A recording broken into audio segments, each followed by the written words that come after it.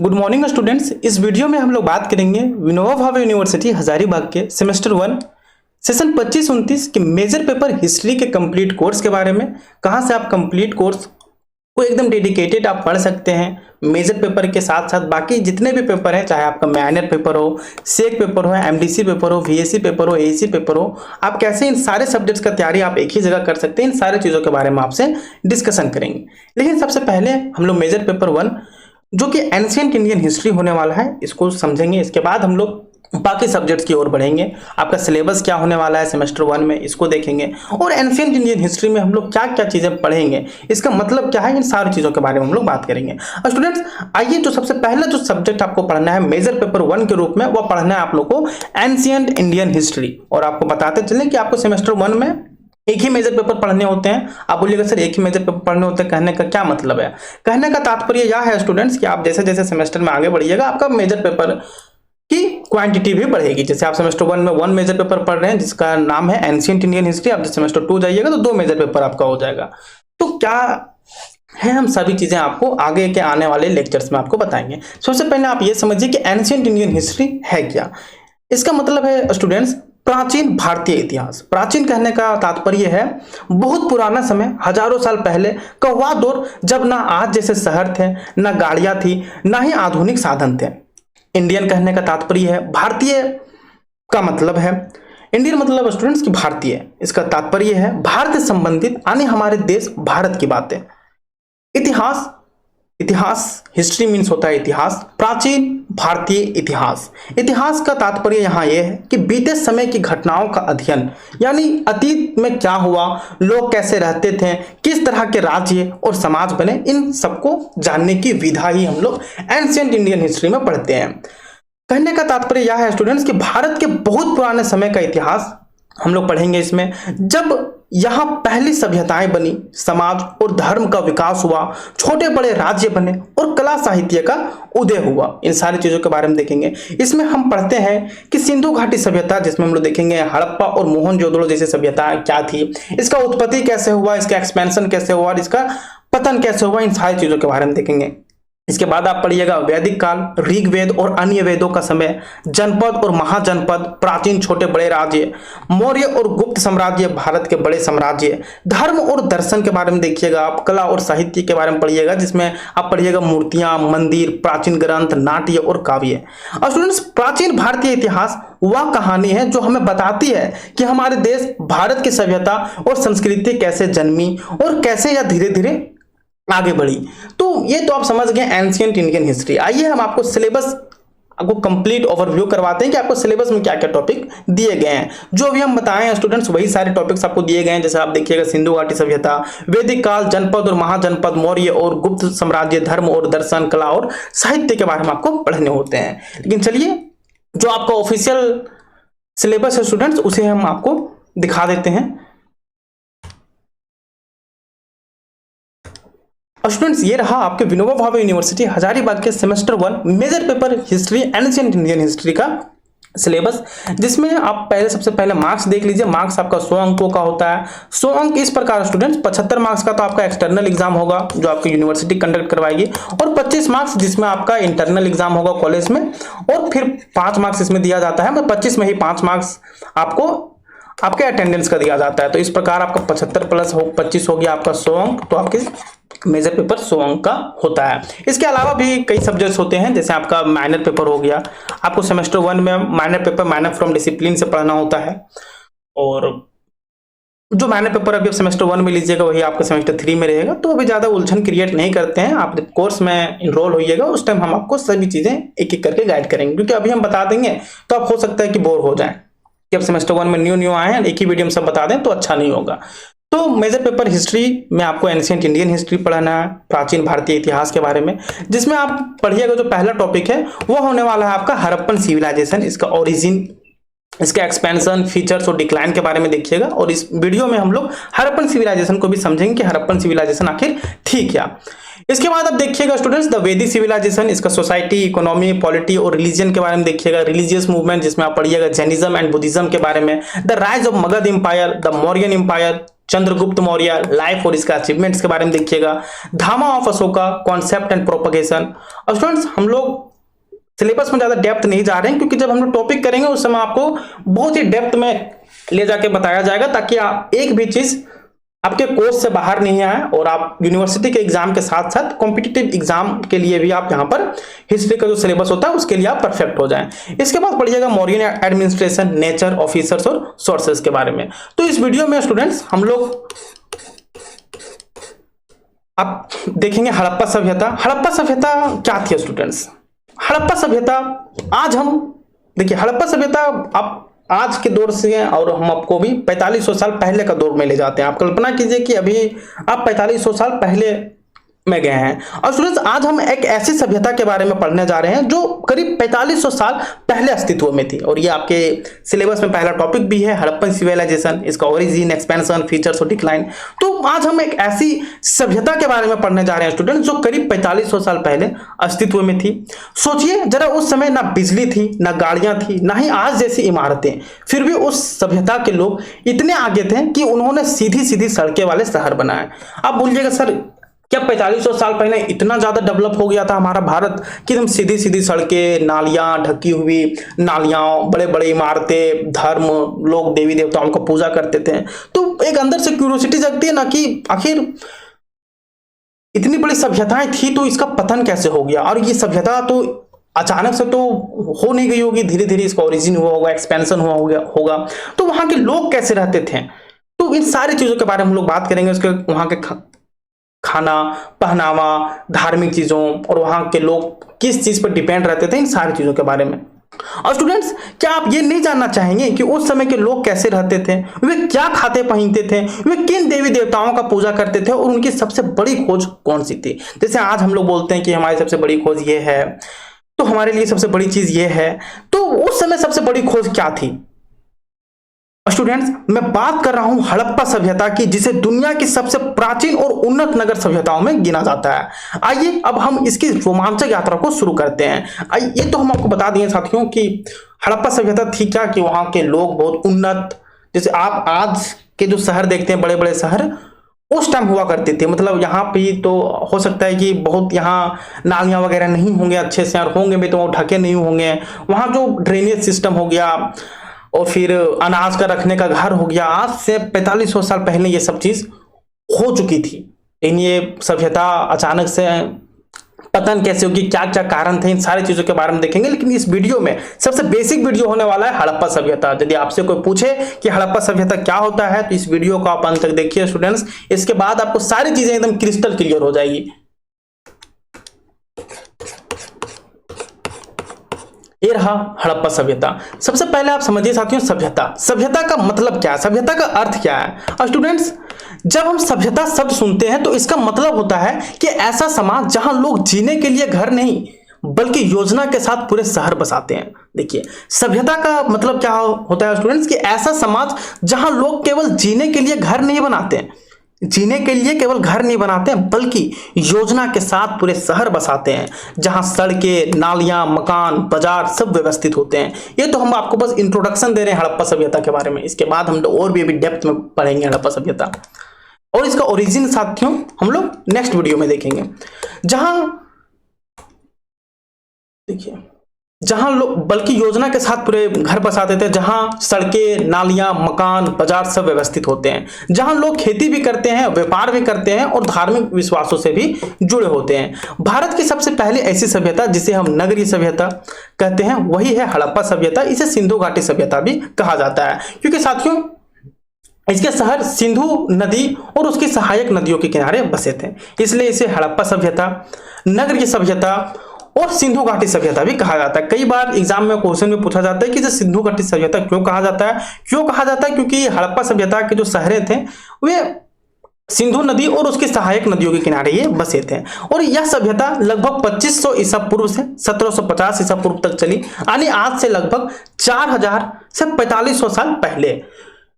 लोग इतने उन्नत हो चुके थे कि उन्होंने बड़े बड़े शहर बसा लिए थे। आइए इसका देखते हैं खोज और नामकरण। इसका खोज कैसे हुआ और इसका नामकरण कैसे पड़ा? हड़प्पा आप नाम सुनते हैं, कहीं कहीं आप देखिएगा सिंधु घाटी सभ्यता। तो इसका नाम कहाँ से आया, इसका नाम कैसे हुआ, इसका खोज कैसे हुआ, क्योंकि आज से पहले तो ये 4500 साल पहले की बात है, तो इसका खोज कहाँ से हुआ और इसका नाम हड़प्पा ही क्यों पड़ा और सिंधु घाटी सभ्यता ही क्यों पड़ा। तो आइए देखते हैं। स्टूडेंट, सबसे पहले 1921 ईस्वी में दयाराम साहनी ने पंजाब, जो कि अब की पाकिस्तान में है, कि हड़प्पा नामक स्थान पर खुदाई की। हड़प्पा क्या एक जगह का नाम था जो अभी पाकिस्तान में है। और स्टूडेंट, सबसे पहले 1921 ईस्वी में दयाराम साहनी ने पंजाब, जो कि अब पाकिस्तान का हिस्सा है, मतलब अब पाकिस्तान में उस टाइम पंजाब यहीं पे हुआ करती थी। तो हालांकि पंजाब अभी भी है, लेकिन जो अभी ये हड़प्पा है ये पाकिस्तान की बात हो रही है। तो क्या है कि सबसे पहले 1921 ईस्वी में दयाराम साहनी ने पंजाब, जो कि अब की पाकिस्तान के हड़प्पा नामक स्थान पर खुदाई की और यहां से ईंटों के मकान, मिट्टी के बर्तन और मुहरें निकाली। देखिए स्टूडेंट्स, क्या है कि सबसे पहले कब 1921 में किन्होंने, दयाराम साहनी ने, 1 मार्क्स में आपको ये पूछा जा सकता है, तो इसलिए आप इसे नोट डाउन कर लें। सबसे पहले 1921 ईस्वी में दयाराम साहनी ने पंजाब के हड़प्पा नामक स्थान पर खुदाई की। कब? 1921 में इन्होंने पंजाब, जो कि अब की पाकिस्तान का वो हिस्सा हो गया है जहां पर पहले पंजाब होती थी, तो वही है कि सबसे पहले 1921 ईस्वी में दयाराम साहनी ने पंजाब के हड़प्पा नामक स्थान पर खुदाई की और यहां से ईंटों के मकान, मिट्टी के बर्तन और मुहरें निकली। देखिए क्या हुआ कि सबसे पहले 1921 ईस्वी में किन्होंने, दयाराम साहनी ने पंजाब के हड़प्पा नामक स्थान पर, पंजाब के कहा, पंजाब के हड़प्पा नामक स्थान पर इन्होंने खुदाई की और यहां से इनको ईंटों के मकान मिले, मिट्टी के बर्तन मिले और मुहरें निकली। अगले ही साल 1922 ईस्वी में R.D. बनर्जी ने मोहनजोदड़ो, जो सिंध पाकिस्तान से, और भी शानदार अवशेष खोज निकाले। देखिए इसे फिर से समझिए आप, क्योंकि यहां से 1 मार्क्स क्वेश्चन आपका पक्का है और लॉन्ग आंसर में भी इसे पूछा जाता है। देखिए स्टूडेंट्स, क्या है कि सबसे पहले कब, सबसे पहले 1921 ईस्वी में किन्होंने, दयाराम साहनी ने पंजाब के किस नामक स्थान पर, पंजाब के हड़प्पा नामक स्थान पर इन्होंने खुदाई की और यहां से ईंटों के मकान मिले, इनको मिट्टी के बर्तन मिले और मुहरें निकली।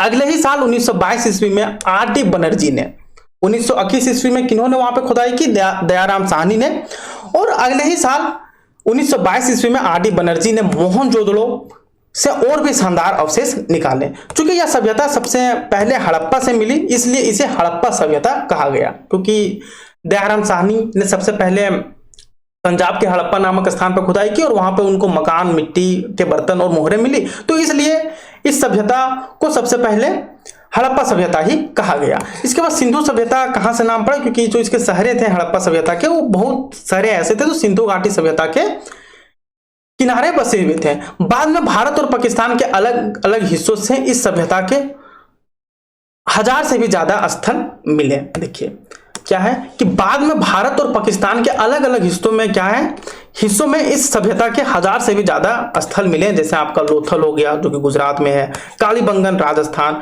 रागीगढ़ी हरियाणा, धोलावीरा गुजरात और चुनदड़ो पाकिस्तान।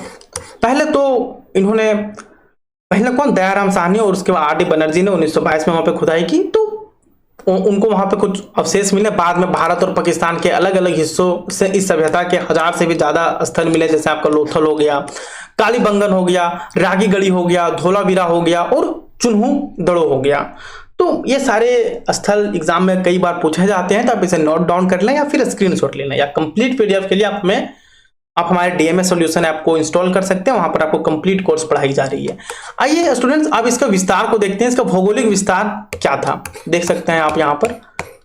हालांकि यहाँ पर हम PDF को जूम किए हैं, इसलिए चीजें आपको साफ साफ नहीं दिख रही है, बाकी जब PDF को आप डाउनलोड कीजिएगा तो ये सारे जो इमेजेस है आपको बहुत साफ साफ दिखेगी। आइए इसका भौगोलिक विस्तार को देखते हैं। हड़प्पा सभ्यता का क्षेत्र बहुत बड़ा था। इसके अवशेष उत्तर में जम्मू कश्मीर के मांडा, देख लीजिए,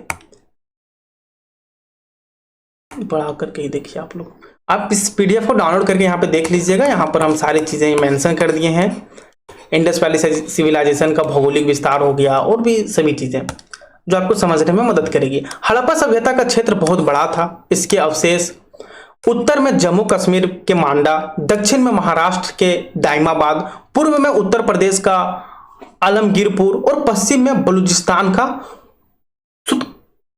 काकडोर तक मिले हैं। देखिए इसका भौगोलिक विस्तार कहाँ कहाँ से था स्टूडेंट्स।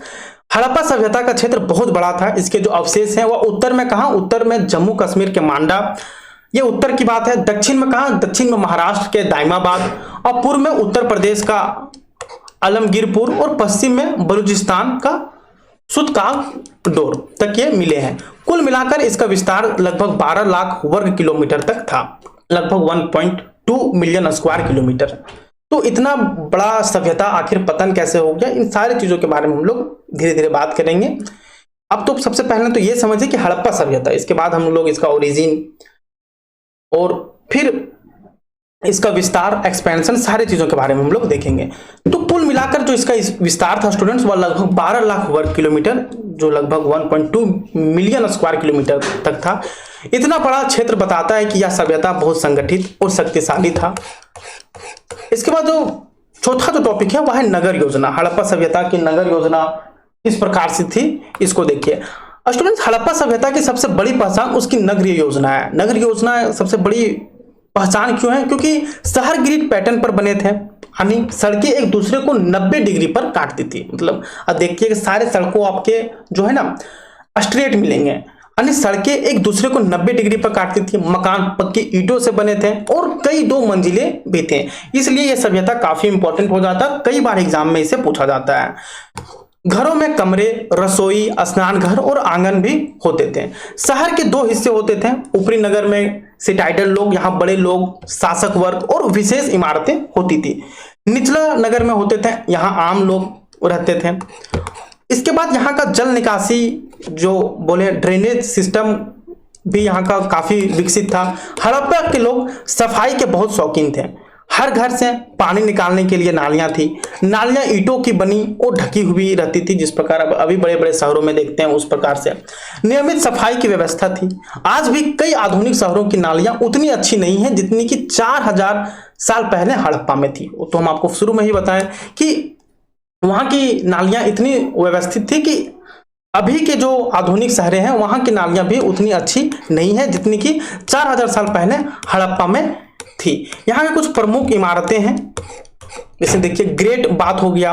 मोहनजोदड़ो में मिला एक बड़ा स्नान घर, इसमें पानी भरने और निकालने की खास व्यवस्था थी। इसका प्रयोग धार्मिक स्नान या उत्सवों में होता होगा। इसके बाद यहाँ और भी बड़े बड़े इमारतें थी, जैसे अनाज घर, बड़े बड़े गोदाम जहां अन्न संग्रहित होता था। यह संगठित अर्थव्यवस्था का प्रमाण है। इसके बाद लोथल का गोदी घर हो गया। गुजरात के लोथल से मिला जो समुद्री व्यापार का केंद्र था। इसके बाद यहाँ का कला और शिल्प, हड़प्पा वासी कला और शिल्प में बहुत निपुण थे। धातु की मूर्तियां मोहनजोदड़ो से मिली। काशी की नृत्य करती युवती की मूर्ति विश्व प्रसिद्ध है। पत्थर की मूर्तियां मिलती है। पुजारी राजा की मूर्ति प्रसिद्ध है। यहाँ मुहरें, जैसे कि छोटी छोटी मुहरें जिन पर जानवरों और प्रतीकों की आकृतियां बनी होती थी। तो ये सारी चीजें खुदाई में मिली और वहां की सभ्यता इतनी विकसित थी। जब मैं कला और शिल्प में देखा कि हड़प्पा वासी कला और शिल्प में बहुत निपुण थे। धातु की मूर्तियां मोहनजोदड़ो से मिली। काशी की नृत्य करती युवती देख सकते हैं आप यहाँ पर, काशी की नृत्य करती हुई युवती की मूर्ति विश्व प्रसिद्ध है। यहाँ पत्थर की मूर्तियां आप यहाँ पे देख सकते हैं। पत्थर की जो मूर्तियां हैं, पुजारी राजा की मूर्ति प्रसिद्ध है। मुहरें, छोटी छोटी मुहरें जिन पर जानवरों और प्रतीकों का आकृतियां बनी होती थी। इसके बाद मिट्टी के खिलौने, गहने और बर्तन बहुत सुंदर और चमकदार होते थे। यहाँ की लिपि और भाषा ये काफी इंपॉर्टेंट है स्टूडेंट्स। हड़प्पा वासियों की अपनी लिपि थी जिसे चित्र लिपि कहा जाता है। हालांकि इस लिपि को अभी तक डिकोड नहीं कर पाया गया है कि उस लिपि में किसका मतलब क्या है। लगभग 400 चिन्ह मिले हैं, लेकिन अभी तक यह लिपि पढ़ी नहीं जा सकी है। इसका मतलब है कि हड़प्पा के प्रशासन और भाषा के बारे में हमें अभी भी रहस्य है, क्योंकि लिपि अभी तक वहां का डिकोड नहीं हो पाया। अब आप ये सोचिएगा कि ये सारी चीजें तो हम लोग देख लिए, भौगोलिक विस्तार देख लिए, लिपि देख लिए, नगर योजना देख लिए, बड़े बड़े इमारतें देख लिए, लेकिन वहां का आर्थिक जीवन, वहां के लोग किस चीज पर निर्भर रहते थे, क्या खाते थे और किस चीज करते थे। अभी के लोग यहाँ खेती करते हैं या फिर काम करते हैं, लेकिन तब के लोग क्या करते थे। और स्टूडेंट्स वहां के लोग आर्थिक जीवन के लिए खेती करते थे, जिसमें गेहूं, जौ, चावल और कपास की खेती होती थी। कपास का सबसे पुराना प्रमाण यहीं से मिला है। इसके बाद यहाँ के लोग पशु पालते थे। गाय हो गया, भैंस हो गया, बैल, बकरी, भेड़ पाले जाते थे इस सभ्यता में। व्यापार, जैसे मेसोपोटामियम तक व्यापार करते थे। वहां से हड़प्पा की मोहरें मिली है, परिवहन, बैलगाड़ी, नाव और समुद्री जहाजों का प्रयोग हुआ है। आइए अब बात करते हैं धर्म और आस्था के बारे में। वहां का लोग किस धर्म को मानते थे, किस भगवान का पूजा करते थे, इसके बारे में। मातृ देवी जो उर्वरता की देवी मानी जाती थी, पशुपति का वहां पर मुहर मिलता है, एक देवता की आकृति जिसे कई लोग शिव का रूप मानते हैं। इसके प्रकृति पूजा होती थी, वृक्ष, जानवर, अग्नि और जल को पवित्र मानते थे। मृत्यु संस्कार, दफनाने और जलाने दोनों तरीके थे। स्टूडेंट्स, इसका महत्व क्या था कि हड़प्पा सभ्यता भारत की प्रथम नगरीय सभ्यता थी। यहाँ पर नगर योजना, जल निकासी, कला, खेती और व्यापार सब अत्यंत उन्नत थे। इसलिए इसे भारत की गौरवशाली प्राचीन धरोहर माना जाता है। और स्टूडेंट्स, आज हमने सीखा कि हड़प्पा सभ्यता कितनी अद्भुत थी। यह केवल इतिहास की किताब का हिस्सा नहीं है, बल्कि यह बताती है कि 4000 साल पहले भी हमारे पूर्वज कितने संगठित और विकसित थे। हमने जैसे देखा कि वहां की सभ्यताएं, नगर योजना हो गया, वहां की इमारतें हो गई, किस प्रकार से व्यवस्थित थी, वहां की नालियां हो गई, किस प्रकार से व्यवस्थित थी। और भी मतलब ये 1-2 साल पहले की बात नहीं, 30-40 साल पहले की बात, 4000 साल पहले की बात हो रही है। ये समझ सकते हैं कि वहां की सभ्यताएं आज की जो बड़े बड़े शहर हैं उसका टक्कर नहीं दे सकती, जितना हड़प्पा सभ्यता विकसित हो गई थी। इसलिए ये टॉपिक और भी इंपॉर्टेंट हो जाता है एग्जाम में पूछने के लिए।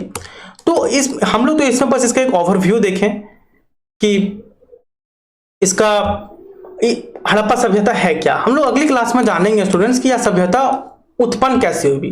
हम लोग तो हड़प्पा सभ्यता के बारे में जानेंगे, लेकिन आपके मन में सवाल नहीं आया होगा कि सर इसका उत्पत्ति कैसे हुआ। आखिर मतलब कोई भी चीज ओरिजिन होता है तो धीरे धीरे होते हैं, तो इसका धीरे धीरे उत्पत्ति कैसे हुआ, इसके एक्सपेंशन कैसे हुआ, इन सारी चीजों के बारे में हम लोग देखेंगे नेक्स्ट वीडियो में।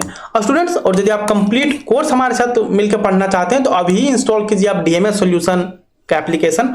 वहां पर आपको major paper history, ancient Indian history के साथ साथ बाकी जितने भी पेपर हैं आपके, minor paper, SEC paper, MDC paper, VSC paper, AAC paper, सारे सब्जेक्ट्स की तैयारी आपको बहुत ही अच्छे तरीके से करवाई जाएगी, ताकि आप एग्जाम में बस इंपॉर्टेंट क्वेश्चन की ओर ना भागते हुए पूरा कोर्स पढ़ के जाएं, ताकि आप फुल कॉन्फिडेंस रहें। और आप ये FYUGP का तो आप जान ही रहे हैं कितना टफ कर दिया। बहुत सारे स्टूडेंट्स ऐसे हैं कि सेमेस्टर 1 में ही प्रमोट होकर 2 में चल जाते हैं, तो ऐसा नहीं हो किसी के साथ। इसलिए आप कहीं से भी पढ़िए, लेकिन अच्छे से पढ़िए। तो मिलते हैं स्टूडेंट्स नेक्स्ट वीडियो में। यदि वीडियो आप लोग को अच्छी लगी हो तो वीडियो को लाइक कीजिए और अपने सहपाठियों के साथ इसे शेयर करना ना भूलें। तो मिलते हैं नेक्स्ट वीडियो में।